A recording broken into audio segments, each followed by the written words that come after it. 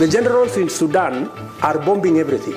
They are bombing roads, they are bombing bridges, they are bombing hospitals, they are destroying airports. Just imagine. We need to tell those generals to stop the nonsense. Basebo ne banyabo nze Prophet Kiganda yonna gy'osinzira okulaba video zino. Eddoboozi lino mmanyi kutuukako ate ligenda wala nnyo. Ky'oba onkolera video eno togiraba wekka, baako gw'ogisindikira tukubaganyize wamu ebirowoozo kubanga nabagamba nti eno Uganda ffenna yaffe. Now ebigenda mu maaso mubiraba, but waliyo issue emuje eyankutta omubabiro. Njagala mugiwulirize clip eno.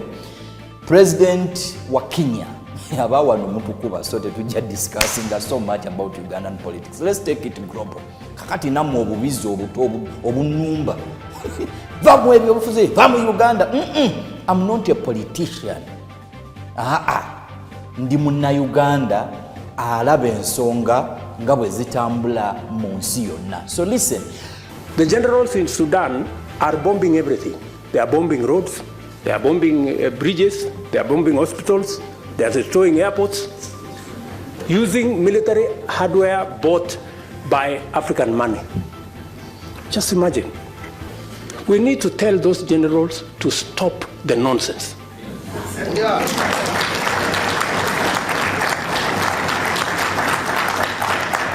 Military capacity is for fighting criminals and terrorists. It is not for fighting children and women and destroying our own infrastructure.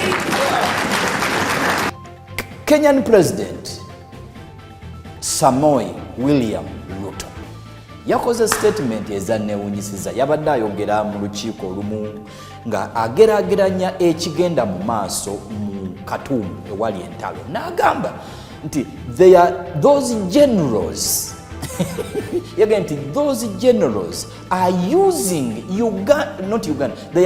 the generals are using African money to destroy African infrastructure. N'amaliriza nga nti tell those generals to stop that nonsense. What a statement. And let's analyze it. Listen.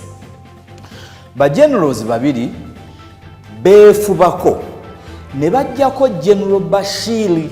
Wetwogerera Bashir ali mukomera. In other words, they had to combine the effort ne bejjako ekizibu ekyali eky'obudde obwo. Bwe bamala okukijjawo kakati ate bo babiri ne beefuukira ekizibu. As we talk now, Southerns are dead.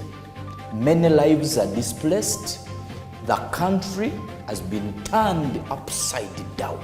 Sababuziza nze Prophet Kiganda abali Abu Dhabi, abali Dubai, abali Libya, eri abannauganda abali Libya, abalala babadde bakolera Sudan, n'abalala bwenna gye musinzira okulaba video zange, n'abali South Africa ne mu US. Listen, mbalamusiza, mbaagaliza bye munjagaliza. Ekisinga obukulu njagala ebintu mubirabe nga bwe tubiraba. Here is the point. General or the army commander or the chief of staff of Kenyan nation, who is the President Ruto, as we know him, yagambye nti tell those generals in Khartoum now, Sudan, tell those two generals to stop that nonsense. What is the nonsense here? Okwetta, okusanyawo ebintu by'abantu, okusanyawo ensi. Because listen, mu lutalo gwe balumba neye defendinga mwenna mufiirwa abantu. Emundu teina gwemanyi. Etta abawagira, etta n'abawakanya. So both sides are terribly losing people, unfortunately. Number two, both sides are losing property. Now, the nonsense that the generals are doing is to cause a war, because baberako omukago bali mu alliance, bali n'omukago gwe bayingiramu. Oyo mukago ogwo ogwakumaakuma abantu ne beekalakaasa olw'emigaati okukkakana nga General Bashir avuddeko. Naawe eyavaako general eyaleeta abantu okwekalakaasa okulya emigaati yali general. Naye ate ne bano ababiri ba genero kati ate nabo ensi bagifudde matongo, beekubye, betta, airport bazikubye, ebyobulamu babisanyalaza, amasanyalaze bagagyewo, industries bazikubye, capital cities bazikubye, na buli kisoboka okukubibwa, n'akabwa bwe kayita ku street bakakuba essasi. In other words, they are trigger happy. Naye ensonga yange endala eri nti bagenero b'e Sudan baleese olutalo. That is nonsense, and I would encourage those who can talk to them to tell them to stop that nonsense. However, the generals in Sudan, they are not the only generals that have committed or that have done nonsense. There are so many generals all over the world, more so more Africa. Listen, okuleeta olutalo lwokka si ye nonsense, inother tetukifunamu. Naye ate n'okunyunyunta abantu, is another move that is terribly bad to the humans as we know it. It's terrible. Buliwonyunyunta abantu. In other words, ku category yabo general Dr. Ruto bayise but generals of the ancestors of nonsense, as we may put it. Njagala kigende wala. Bw'oleeta olutalo, we call that nonsense. Bw'obba abantu bw'okulembera, it is nonsense. When you displace your people, it's nonsense. Bw'osibira abantu obwereere, it is nonsense.